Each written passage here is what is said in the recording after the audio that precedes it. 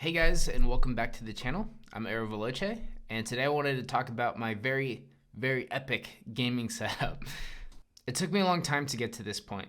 I've upgraded over the years, and I always wanted a cool setup like you'd see on Reddit's Battle Station or other YouTubers. I've gone from desks that I've drilled holes in to mount a steering wheel to, and then had to cover it up with my mouse pad, to eventually some pretty decent setups that were really cool, but still felt like they were missing that visual impact. As I upgraded, I tried to come up with ideas to utilize the space most efficiently and most effectively. Since I have a lot of interests in tech and gaming such as VR and Simracing, I wanted to be able to experience them at full potential without too many compromises. I'll be going over everything briefly in my setup and explain why I may have gone a certain route or picked a certain product and stuff like that. If you'd like to see more in-depth videos or reviews on certain items, subscribe to the channel and let me know in the comments down below what you'd like to see. And with that, let's get to the video. Move slow.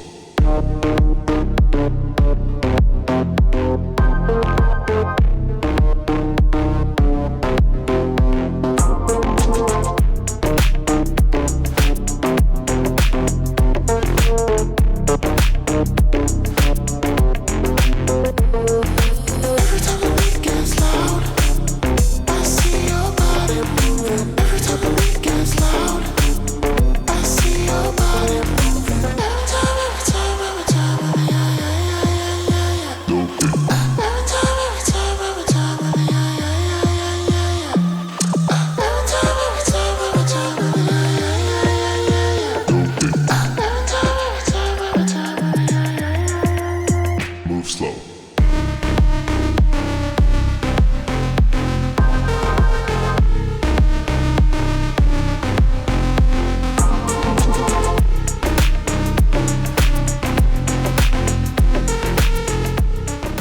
So starting with the PC, you got a custom water cooled loop I did. The CPU is a Ryzen 5950X. That's a 16 core, 32 thread CPU that with precision boost can go over slightly over 5 gigahertz.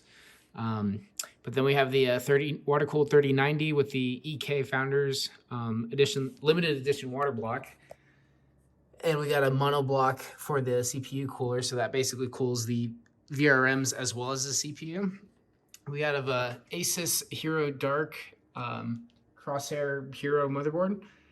Basically, so you can overclock all cores for content creation, and then use precision boost for gaming and get the best performance in both scenarios. Then we have the Trident Z Neo RAM. That's 32 gigabytes of CL16 3600 megahertz. We have the Lian Li Strimmer, I think is how you say it, cables. Lian Li SL120 fans on top and bottom. The EK distro block for the 011 dynamic.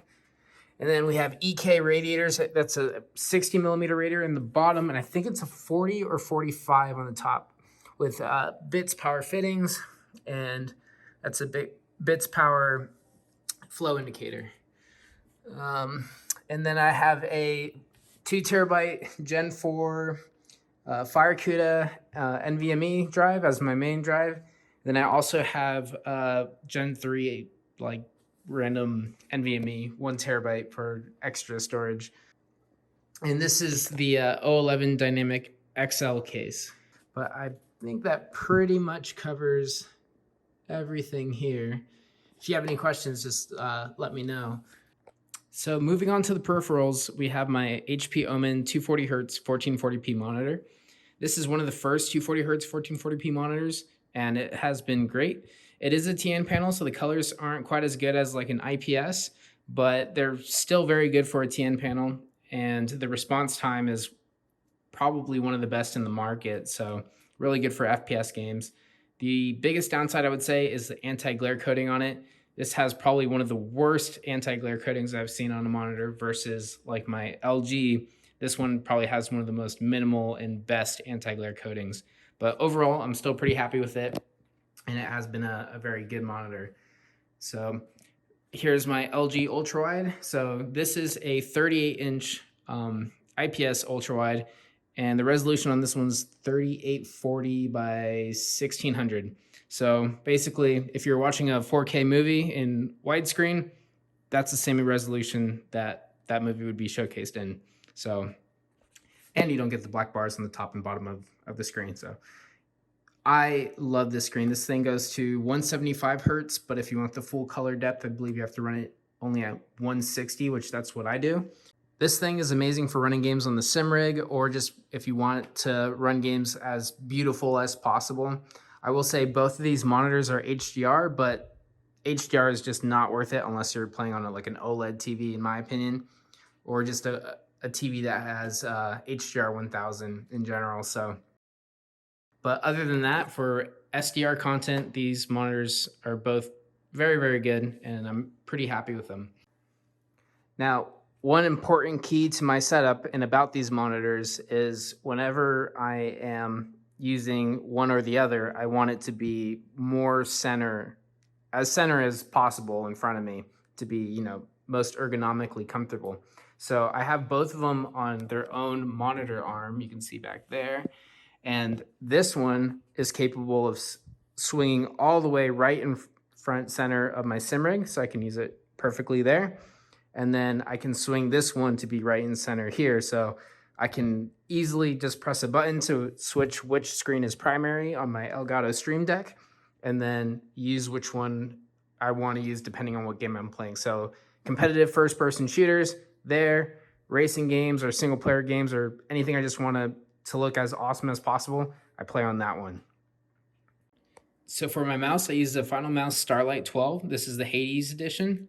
It's number 2335 out of 2500. This thing weighs only about 45 or 46 grams, I think. It's made out of magnesium, and so it's super thin and super lightweight, but still very rigid. In comparison, I have a Razer Viper Ultimate. This is also a very good mouse and lightweight, but this thing is almost double the weight of the Final Mouse at about 70 grams. So not quite, but it makes this thing feel like a brick, which is pretty crazy. And for my mouse pad, I'm running the Artisan Zero in the soft foam. They make 3 different foam types, a medium, a extra soft, and a soft, and I personally like the soft the most. For my keyboard, I'm running a Drop Alt High Profile. This is a 65% keyboard with hot swappable switches. Basically, you got to keep the small size of a 60% almost without losing the function of the arrow keys and a couple of other keys as well. And then also has the RGB bar on the bottom that you can, and also under the keys as well. And you can change, let's see here, all different colors, but I kind of like to keep it minimal, especially with these keycaps. These are the GMK Samurai keycaps. You can see it's kind of like a burgundy red with little gold accents that also kind of match the Final Mouse. So that's the reason I went with that combo. For my microphone, this is just like a microphone I got off Amazon for 50 or 60 bucks a couple years back, and it came with the monitor or the microphone arm, and it's just a USB microphone. I got a 15-foot USB cable going on that, and there's not really anything special about it, but it does the job well, and I haven't felt like I need to go to an XLR microphone just yet. Maybe I will in the future, but for now, this thing does everything I need it to do and sounds good so far, so I'm not too worried about that. Then I have my Elgato Stream Deck down here. I don't do much streaming, but I do plan on doing some more, so I'll end up using more functions out of it, but right now I mainly use it for recording on like NVIDIA GeForce Experience. I use it as a volume mixer to adjust the volume of different applications. I use it to switch my primary screen. So if I'm flipping my screen to the sim rig, or if I'm flipping it to play, Call of Duty or something, I flip it to my 240 hertz. And that just a click of the button, and it does it instantly and works really, really well. As well as like a mute button, opening up my applications for certain applications. This is just an FPS counter, media keys, and CPU usage that also opens up Task Manager and some Spotify controls. That's my sub count on YouTube, and this just dims the whole thing. If I'm just playing like a single player campaign and don't want any distractions, I can dim that. Once I start streaming, I'll probably end up using a lot more functions, switching scenes and stuff like that. But for now, that's what I use it for. This is probably one of the favorite things I have on my desk. This is my AKG K7XXs. These are also from Drop. And this is let's see if I can get this in focus. This is a custom braided headphone cable that I made myself. It's got a red, gray or silver, and a black braided cable all together. And that all goes to okay, I'm not cursing here. This is the name of the company. It's Schit, SCHIIT. I believe that's how you spell it. This is a digital analog converter on the bottom, DAC for short, and this is an amplifier on top. So the DAC runs into the amp, and the amp runs out to the headphones.